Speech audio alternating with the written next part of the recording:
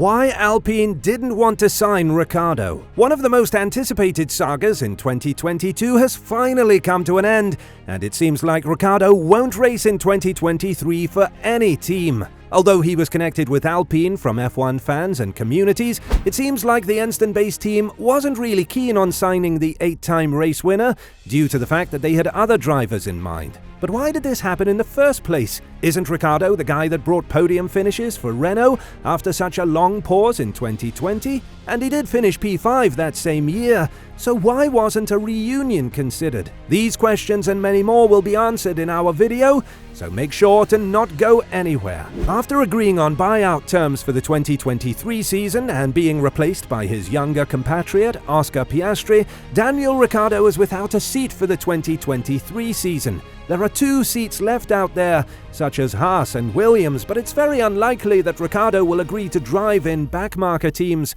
just for the sake of it. Not that he was much better than them in the 2022 season as we speak, but McLaren did prove him with a decent chance. The fact that he wasn't able to utilize it, and the fact that the 2022 MCL 36 has regressed compared to the 2021 season, is just adding to the fact that Ricciardo was in the wrong place at the wrong time.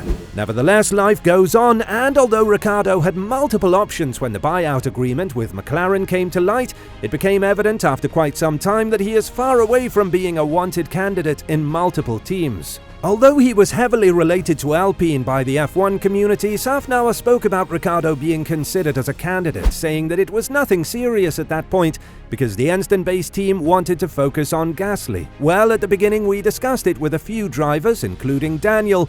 Pierre meets the criteria to a T. He's experienced, fast and young. So when it became evident that Pierre was a possibility, we made our shortlist even shorter. Safnauer spoke about the test that Alpine conducted with 3 drivers, such as De Vries, Doohan and Giovinazzi. De Vries has already signed with AlphaTauri.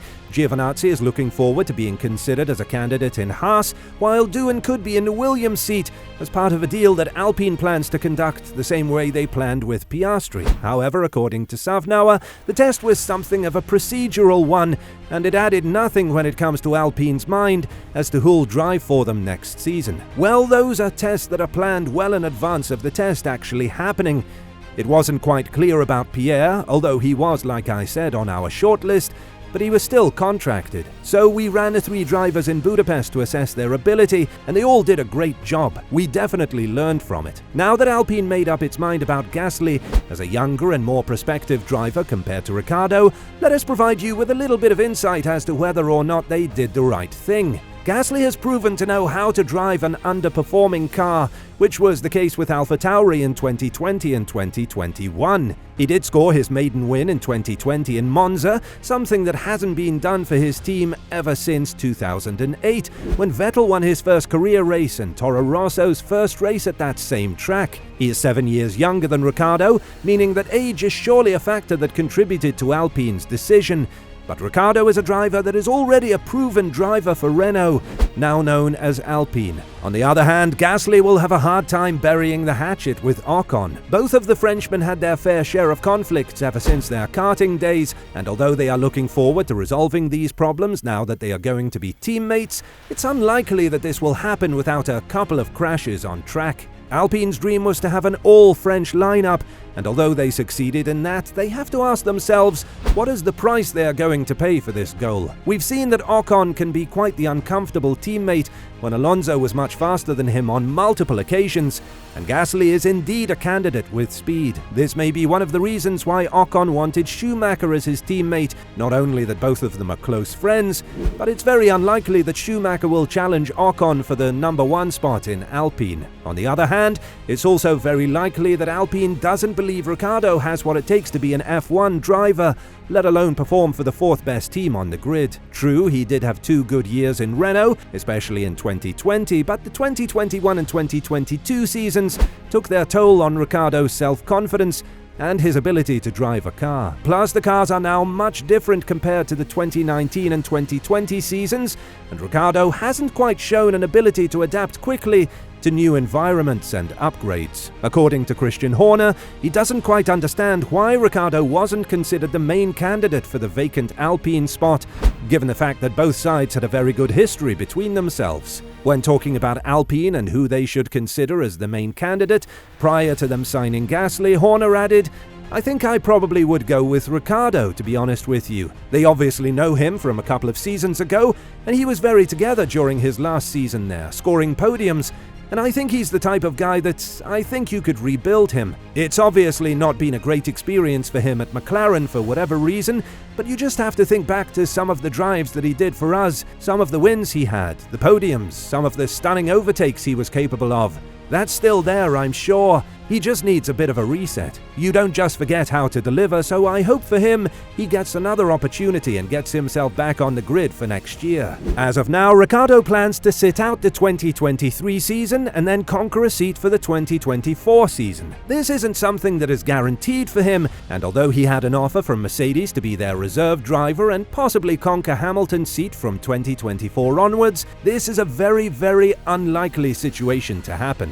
Wolff spoke about Hamilton's future, saying that it's only a matter of time before the 7-time world champion will sign an extension with the Brackley-based team. On top of that, he said that the Briton feels like he has 5 more years left in his tank, which is something that Ricciardo wouldn't be very happy to hear. Prior to the Suzuka GP, Ricciardo provided us with an update about his future, saying that we are likely seeing the last of him in the remainder of the 2022 season. When talking about his opportunities and how the situation unwound down to this point, Ricciardo said, "The Gasly news I was aware of. I knew Alpine, were talking for a whole, and I knew they were very interested in Pierre. Let's say I was prepared for that, and no surprise. We were trying to, let's say, navigate our way around that and figure out what was next. But I think the reality is now I won't be on the grid in 2023. I think it's now just trying to set up for 2024. I think that there could be some better opportunities then. So that's really what all this confirms,